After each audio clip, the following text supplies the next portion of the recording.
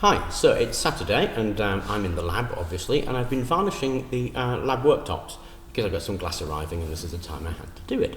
Now I also have just done a video on the spray techniques for graphene, and as I was sitting here waiting for the varnish to dry before I do the next stage of the process, I thought I'd do a quick video on a topic that I've been thinking about for a number of weeks, and that is there a good reason to actually put a patent in place?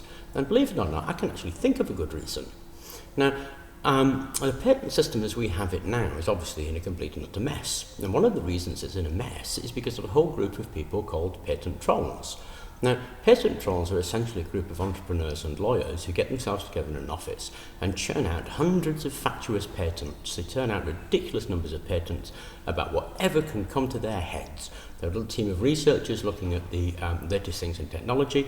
They get together a bit of research and they churn out 100 patents on one particular topic, hoping that in some time in the future somebody will actually start doing this so that they can go out with their patent, slap a cease and desist notice and sue them for the money.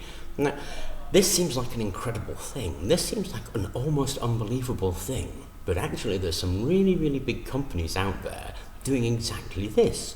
There's one guy in Australia, and he is the world record holder for having the greatest number of patents assigned to one individual. He's got something like 500 patents assigned to him, something like that. It's ludicrous. This man has never invented 500 original things. He's just had the money to sit down and have researchers and lawyers churn out patents, and this is what he does. Now, of course, that leads to a problem for the individual inventor or the person who actually wants to set up a business using a secret source. It creates a problem for them, is that there is that possibility that somebody will come along and say, hey, you're using my patent, cease and desist. And of course, we don't really want that. I mean, it's hard enough to develop anything. Even the simplest things are hard to develop. They're hard to develop, they're hard to invent, they're hard to bring to market, they're hard to turn into a product, they're hard to convince people that it's worth buying. It's a really difficult job to do any of these things, and to do them all to completion is next to impossible. To add that extra straw to a camel's back of having some fatuous patent troll wander up, knock on your door and say, cease and desist, is just one step beyond. So it occurred to me that one reason to put a patent in place would just be to stop the patent trolls stopping you.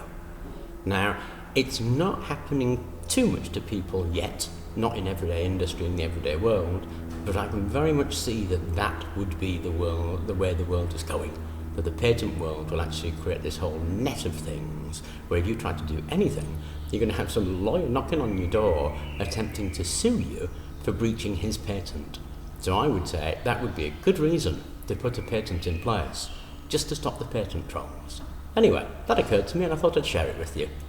Thank you for watching.